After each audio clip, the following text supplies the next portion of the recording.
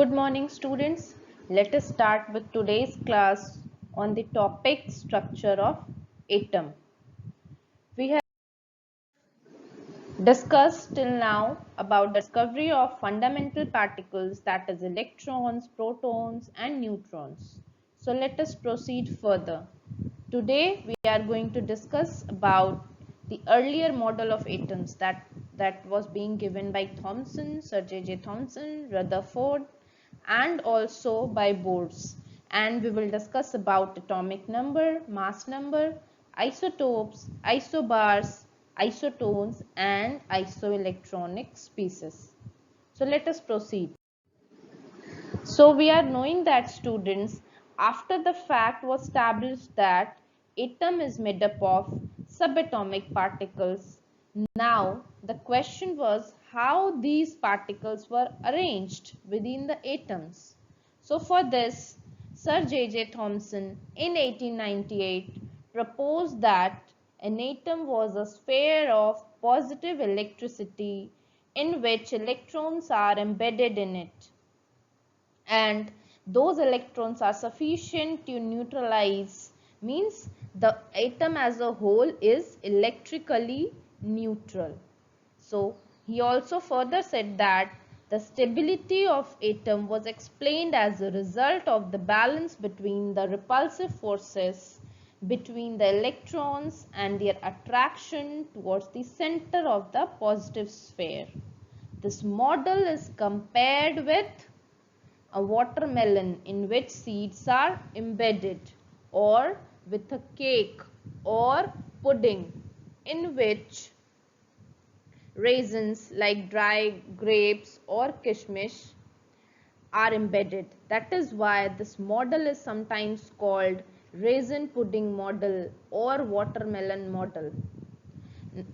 So the Thomson proposed that two postulates are there, like atom consists of positively charged sphere and electrons are embedded inside it, and the negative and positive charges are equal in magnitude. That's why atom as a whole is electrically neutral. Now, he has also faced some limitations. Though this model was able to explain the overall neutrality of the atom, it could not satisfactorily explain the results of scattering experiments carried out by Rutherford in 1911. So that's why this model faced some limitations. So now Rutherford in 1911 performed some scattering experiments in which he bombarded thin foils nearly 100 nanometer thick of metals like gold, silver, platinum or copper with a beam of fast moving alpha particles. He said why he had selected gold foil, because he wanted as thin a layer as possible. This gold foil was about 10,000 atoms thick. And alpha particles, we are already knowing, it is a particle which carries 2 units of positive charge and has mass nearly 4 times that of a proton. So in other words, these particles are nothing but helium nuclei.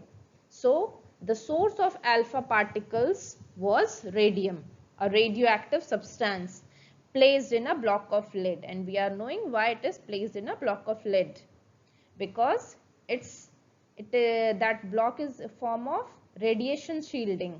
It is doing the radiation shielding process. That's why lead block is there.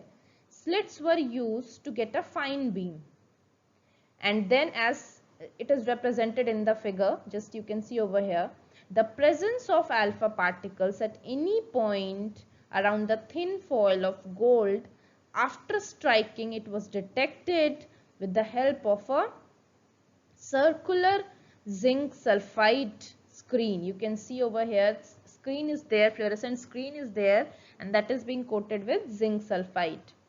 The point at which an alpha particle strikes the screen, a flash of light is given out.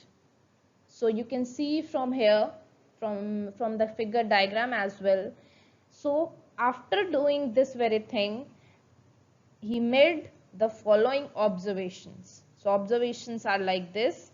most of the alpha particles, you can see over here, around 99.9% we can say, pass through the foil without undergoing any deflection.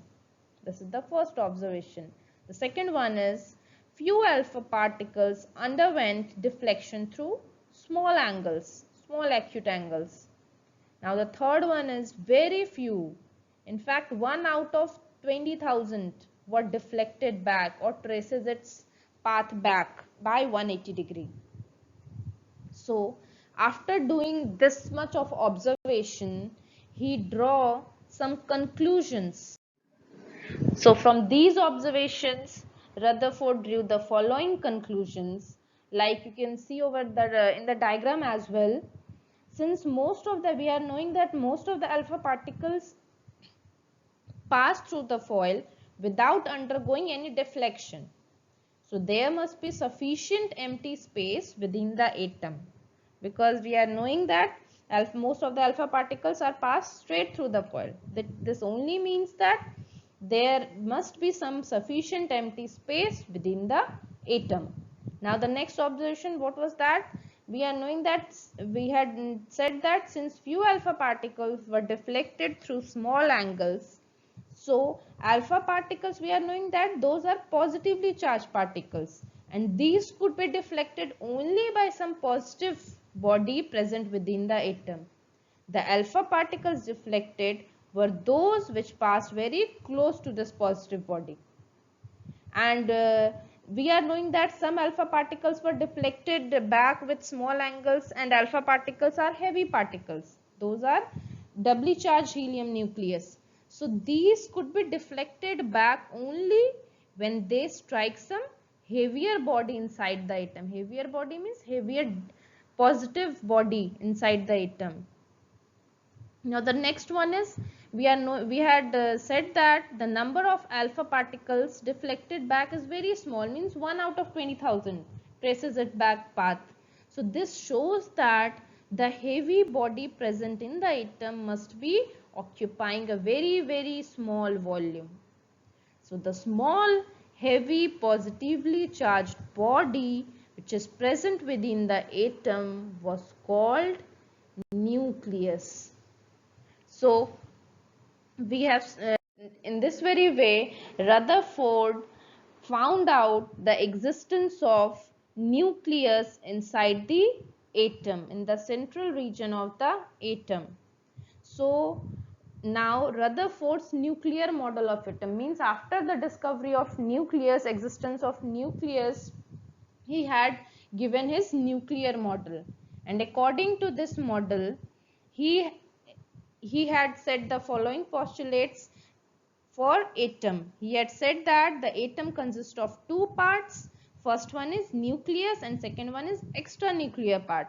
And what is nucleus? We are knowing which is a very small in size and carries positive charge, and in which the entire mass of the atom is concentrated. And we are knowing that since electrons have negligible mass, the mass of the atom is mainly due to protons and neutrons. Hence, protons and neutrons must be present in the nucleus. That's why the presence of positively charged protons in the nucleus also accounts for the positive charge on the nucleus. Now the second is extranuclear part, that is space around the nucleus in which the electrons were distributed. So to explain that electrons do not fall into the nucleus as a result of attraction, Bohr. Now we have discussed till now, student, Rutherford had given his nuclear model. He had said some postulates in his nuclear model. He also said that the electrons revolve around the nucleus in circular path. And he had also said that the size of the nucleus is very small as compared to the size of the atom. But he faced some drawbacks. And what is that? He is not able to say that how electrons are revolving around the nucleus. What the drawback was that the revolution of electron in a circular orbit is not expected to be stable. any particle, we are knowing if any particle is orbiting in a circular orbit, would undergo acceleration obviously. So during acceleration, those charged particles would radiate energy, would lose energy, and thus the revolving electron would lose energy and finally fall into the nucleus. And if this were so, the atom should be highly unstable, and hence matter would not exist in the form that we know. So that's why later on Bohr had overcome his drawbacks and given his atomic model, in which he had explained that the electrons were not stationary. Those electrons were revolving around the nucleus in certain special orbits, circular orbits. Those are known as discrete orbits. And while revolving in discrete orbits, the electrons do not radiate energy. So as a result, centrifugal force come into play, which balances the force of attraction. So thus this model of atom, we can also say that this model of atom is similar to our solar system, where the nucleus is like the sun and the electrons are like the planets. This is why these electrons are called planetary electrons.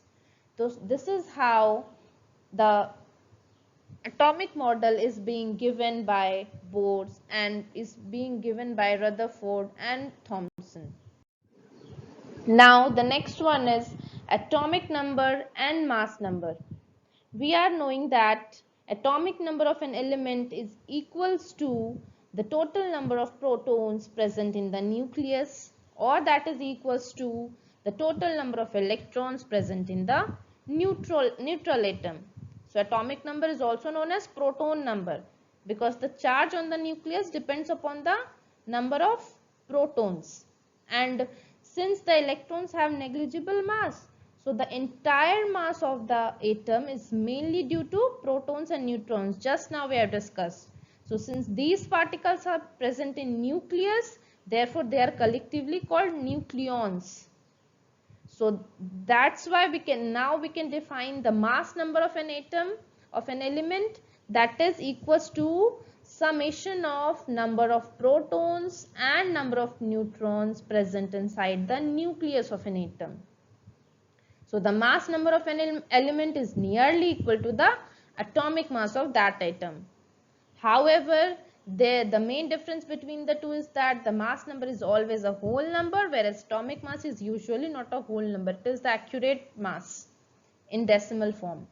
So now you can see the representation of the element, how we can write the atomic number, atomic mass number, and the symbol of the element. So X, after writing X means is the atomic symbol of any element. Suppose we have to write sodium having symbol Na.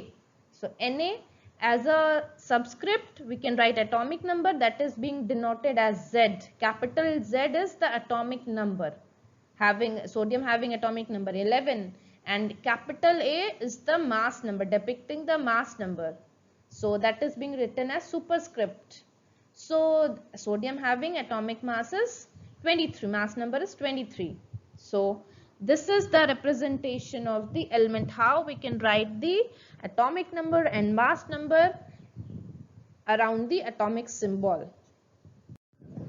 So now calculation of number of electrons, protons and neutrons means, after knowing the atomic number or mass number, how we are going to calculate the number of these fundamental particles. So let us take first example, that is sodium.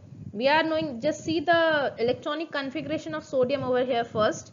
The electronic configuration is 281, means in first orbit is containing 2 electrons, in second it is 8, and in third it is 1 electron.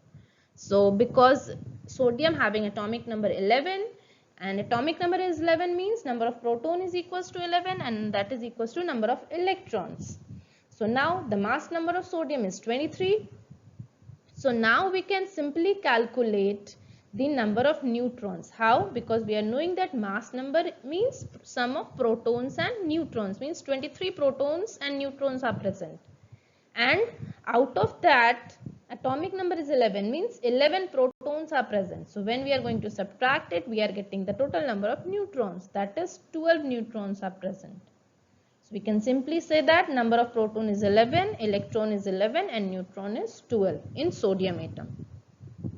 Now similarly for sulfur, again electronic configuration is 286 because atomic number is 16 means number of proton is 16, electron is 16 and neutron, for getting the number of neutrons we have to subtract the mass number minus atomic number, then we are getting 16 neutrons. So let us proceed. I hope you have understood. Simple thing. So next one is isotopes. You must have read this term in your previous classes. Isotopes are such atoms of the same element having same atomic number but different mass numbers. You can see, for example, isotopes of hydrogen, that is protium, deuterium and tritium. 1H1, 2H1, 3H1. You can see over here the atomic mass of all the hydrogen is same but the mass number is different. 1, 2 and 3. Similarly for chlorine, isotopes of chlorine are 2 isotopes are there, 35 chlorine and 37 chlorine. 17 is the atomic number and 35 and 37 are the mass number. You can see over here. So 2 isotopes of chlorine are there. There are many elements which occur in isotopic forms like oxygen, carbon 12, 13, carbon 12, carbon 13 and 14, so on. So next, this is about isotopes. Now isobars. Isobars are such atoms of different elements having different atomic number but same mass number. Here isobars are having different atomic numbers but same mass number. For example, you can see over here argon, calcium. Potassium, for potassium we can't take 40, we are taking mass number of potassium like 39. Okay, for example argon and calcium. So argon having atomic number 18 and calcium having atomic number 20 but mass number is 40.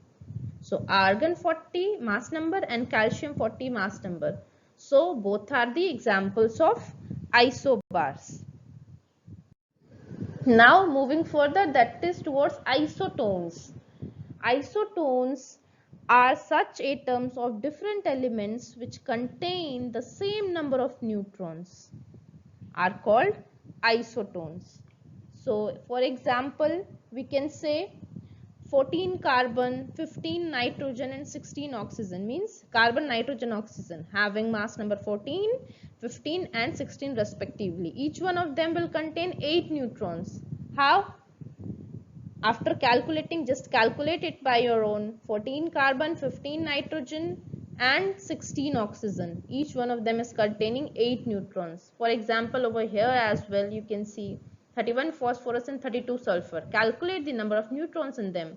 You will definitely get the same number of neutrons in both of them. So moving further towards the isoelectronic species.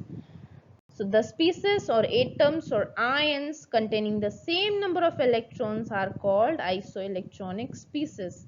For example, first one, see the examples of isoelectronic series, that is N3 minus, O2 minus, F minus, Ne, Na plus, Mg2 plus, Al3 plus. Now let us calculate the number of electrons in them. We are knowing nitrogen having total electrons 7, but here 3 minus is there, means 3 electrons are being added. So 7 plus 3, 10. Again similarly for oxygen, 8 electrons are there, 2 are being added, so 10 again. Fluorine 9 is there, 1 is being added, 10. Neon already having 10 electrons. Sodium 11 electrons are there but 1 is being removed out, Na plus is there, so 10. Again similarly for magnesium and aluminium. So the first series is having total of 10 electrons in every species. So these are known as isoelectronic species. I hope you have understood isotopes, isobars, isotones and isoelectronic species. So today we have discussed about the earlier models of atoms given by Thomson, Rutherford and Bohr, and which led to the discovery of nucleus, and also we have discussed about atomic number, mass number, isotopes, isobar, isotones and isoelectronics. Thank you students.